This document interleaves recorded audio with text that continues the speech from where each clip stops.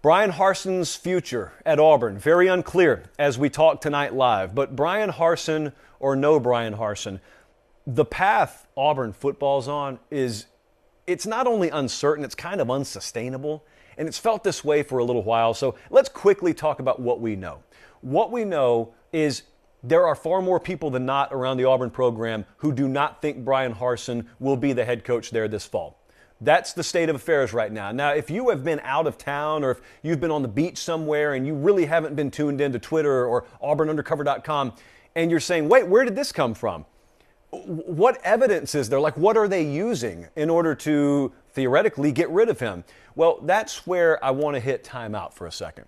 Because there are a lot of things you would be led to believe we know that really we don't know. You know, if you pressed people to provide you the receipts on a lot of the things that they're claiming they know about Bryan Harsin, that'd be SOL. That'd be up the creek without a legal paddle with which to maneuver. And I'll tell you this too.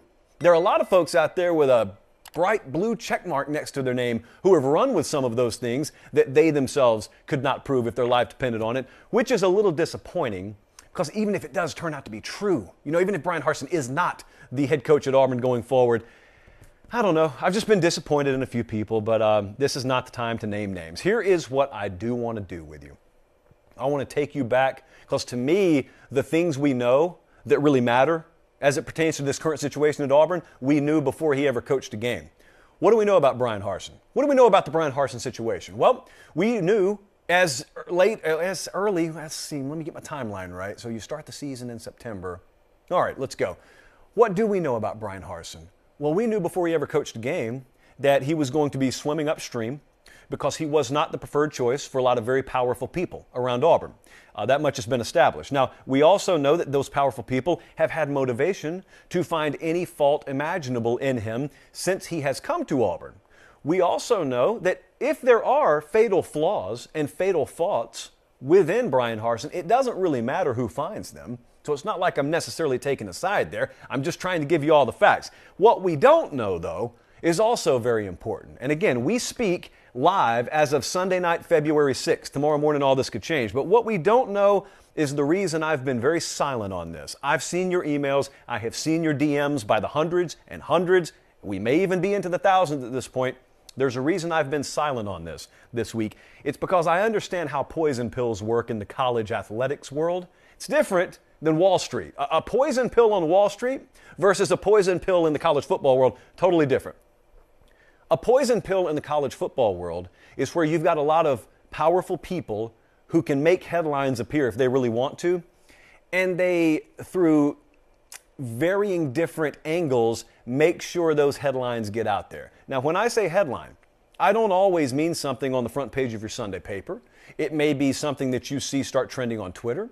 It may be something that starts making its way around the message board community. But see, in our world, in the college football world, that might as well be a headline on the front page of a paper. Like the front page of a Sunday paper circa 1990 is a high-traffic message board thread in 2022. And so those have been circulating about Bryan Harsin. There have been rumors that because I can't confirm them, I'm not going to specifically list. It doesn't matter. We all know what I'm talking about. Those have been circulating all week. Now, here's what I can tell you I don't know, whether any of them are true. What I do know, and the reason I have remained silent on this to this point, is because there is an avenue out there. There is a world where if I was a very powerful person who did not want you to have a job and you were the current head coach of my university, I could make all those things pop up, even knowing they're not true. Because here's how the college football poison pill works. Even once they're all disproven, or if they don't stick and they fade away, here's what I can do next. I can say, well, look, okay, so we didn't prove any of it. But really, haven't we gone too far down this road at this point? Doesn't it feel too negative around here? And you're going to hear this sentence once or 1,000 times. At this point, how can we bring him back either way? I've seen that happen before. And so if I even get a slightest whiff that it may be happening around me currently, I don't dive in. All this could end up being true. I'm not in a race to be first on this one. I would much rather hang back and be right, especially when we have multiple people's reputations on the line, including one person who's not even a coach. I don't think this person ever really bargained for quite what that person has gotten over the last few days. But what do we actually know? Like, what in terms of perceived evidence that could be used to oust Bryan Harsin do we know? It's not on field, because you cannot point to me a one-year on-field product and say that's enough. That's not the way the sport works. Even at Auburn, that's not the way it works. You don't get fired for not winning 10 games in year one. You don't get fired for not having the best recruiting class in year one. No one will ever convince me that's the reason this guy's getting fired if he does get fired. Here's what we know. Currently, as of tonight, some disgruntled players exist in the Auburn locker room.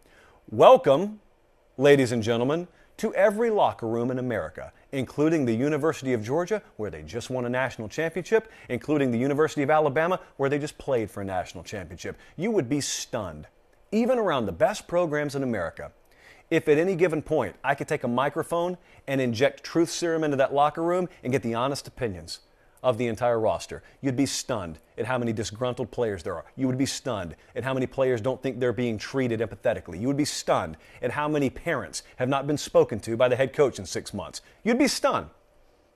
And yet you would never call for anybody's removal because those coaches are getting it done on the field, so no one really cares. My point is, even during the best of times, you don't have angels as coaches, and you don't have angels in the locker room. We've never played this game with angels. And so in lieu of that, what we're trying to find is the best combination of young men in the locker room and guys to lead the program on a coaching roster. But this is a look, and if you're listening on pod, you won't even see this, but that's Lee Hunter. Lee Hunter is one of many Auburn players who have spoken out about this. I'm going to read it really quick. Coach Harsin has the true mindset for a winner, but has a terrible mindset as a person. The reason I chose to leave Auburn was because we got treated like we weren't good enough and like dogs. As that came out, then there was a flurry of Auburn players, both past and present, who came to Bryan Harsin's defense. There were some other players, both past and present, who spoke up and said, look, there's some validity. I mean, we don't think he's perfect, but he's handling us the way we deserve to be handled and we need to be handled. Point being, that's what we actually know. See, we have evidence of this. These are screenshots, what we're showing you right now. So we know all this has happened. We don't know if any of the other garbage has happened. We know that this has happened. So far, and I know this is going to shock you, I haven't seen evidence enough to warrant anyone's firing. If and when additional evidence surfaces that puts someone in breach of his contract, per se, then I may change my tune on that. So far, what I have seen here could be nothing more than the byproduct of hard coaching for some guys that didn't have it previously. Okay, anecdotally, I could explain that away as that. If I were representing Bryan Harsin right now, look, whatever happens here happens. I've never met Bryan Harsin. Bryan Harsin's not a friend of the program or anything. But I'm going to tell you, a couple of things are in play here that just I've observed from sitting over here on the sidelines. One is, of course, a majority of the power structure financially at Auburn has been against the hire of Bryan Harsin and therefore been against Bryan Harsin because he was not their choice. And we documented that time and time again when the hire was made. That's not breaking news. This shouldn't surprise you either, but it may surprise you. There is a certain portion of the media apparatus that surrounds this program that are also pushing hard against Bryan Harsin. And look, again, this may shock you, but I'm going to tell you it's a lot more politically based than it is football based. I don't typically delve into that here, but it's blatantly obvious. There are a lot of folks in the national media too their politics don't align with Bryan Harsin. I couldn't care less about it, but a lot of other people do care about it. And so the bottom line is it's very thin. It's not multi-layered on this front. It's very thin. There's an invisible political layer over this, and nothing more than that is the reason some folks are pushing against him. And really, behind the scenes, because I've heard it myself, rooting for him to be fired. Really has nothing to do with Auburn football. It's why I don't pay that part of the conversation a whole lot of mind. But there are issues here. Okay, Bryan Harsin, even if we were to weigh it out into these waters of trying to defend him, there are clearly some things that have been said, even by players taking his side, that need attention. And there are probably some adjustments he's going to have to make, whether it be in the way he handles players or the way that he recruits and the way that he puts a staff together. Certainly, if he were to keep this job, which seems very unlikely, but if he were to keep this job, there's a lot that has to change there. But I've always heard the comparison. Folks around Clemson and Auburn, you guys have probably heard people compare your programs. You know, for broad strokes purposes, a lot of folks have always looked at Clemson and they've said, that's Auburn with a lake. Same mascots, same rough market size, same kind of encapsulated feel. You know, it's kind of, your rivals would call it a cult, you would call it a family. And I don't really have a problem with either, to be honest with you. Both of them are good for business. But I don't think that the comparison fits here. I think there's a huge difference because I don't think Dabo Swinney could ever happen at Auburn. Because I don't think enough people would get out of the way long enough to give that time to grow, to be planted and to germinate. That's the right word. I haven't planted in a long time. I don't think Dabo Swinney could happen at Auburn right now. And that guy went on to win a couple of national championships. Do you really think, especially if he wasn't the choice of certain power brokers at Auburn, do you really think Dabo Swinney would be given time to find his footing at Auburn? I don't. Which leads me to really, if you want to talk about problems, the real issue at Auburn here, Bryan Harsin or not, is how long it takes you to answer the question I'm about to ask. See, when I ask you, who runs Alabama football? You answer Nick Saban just like that. Who runs Georgia football? You answer Kirby Smart just like that. If I were to ask you, who runs Auburn football? I got to go get a drink and just settle back and wait for a dissertation. No one can answer the question.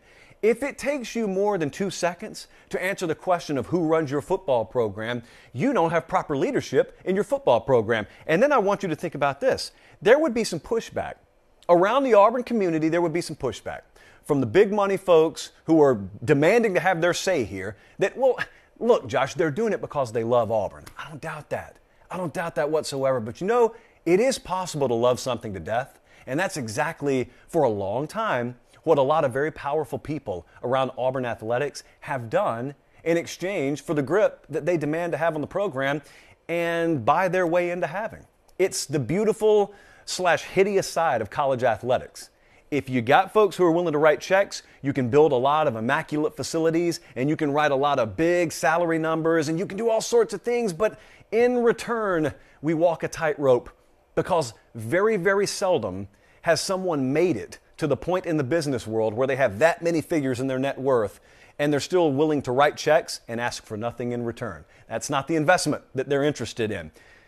But it's possible. It is very possible to love something to death.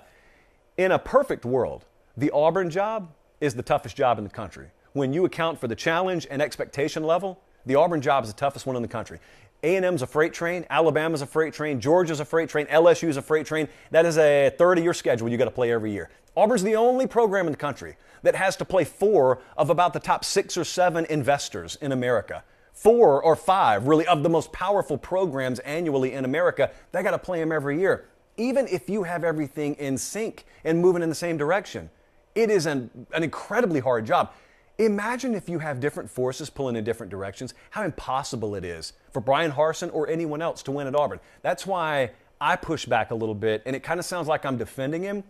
I'm defending him generically, only because I would defend anyone who was put in that position at the program and job I feel to be the hardest in America and was not given full buy-in. Because there's no coach in America that would succeed in that position. None of them. I don't care who you're talking about. And so where we are right now is we keep hitting F5 and we keep refreshing and we keep looking on every single website and you keep waiting for the usual suspects who break stories to break stories. And as of the moment, sounds like Bryan Harsin's still on vacation. Hey, this is like the reverse Castaway from Tom Hanks. You know, Tom Hanks is looking to get off the beach. I tell Bryan Harsin, stay on that beach in Mexico as long as you can. I think we'll have resolution on this very, very soon, one way or the other. It's just, no matter how it ends, it's a shame. I was talking to a coach earlier today, actually talking back and forth with a few of them, who were just curious. You know, have you heard anything on the Auburn situation? Everyone agrees. Here's the sad part, if you're an Auburn fan. Every coach out there who you talk to, they say a version of the same thing. It's a shame Auburn isn't more than what it is. It's the opinion, the widely held opinion in the coaching community. It's a shame Auburn isn't more than it is because they look at it and they see a diamond in the rough in relation to what other major programs are. And they think what separates Auburn from being one of those other mainstay major programs, perennial contenders, etc., ironically, is the same financial lifeblood that powers Auburn. So, like, what do? Do you unplug Auburn from the financial wall? No, because then it powers down. So now you understand just a little bit about the beautiful nightmare that is being an Auburn football fan and a fan of Auburn athletics. Basketball team's doing pretty good. Great gymnastics additions lately, but football drives the bus, and right now no one has a clue where the bus is going.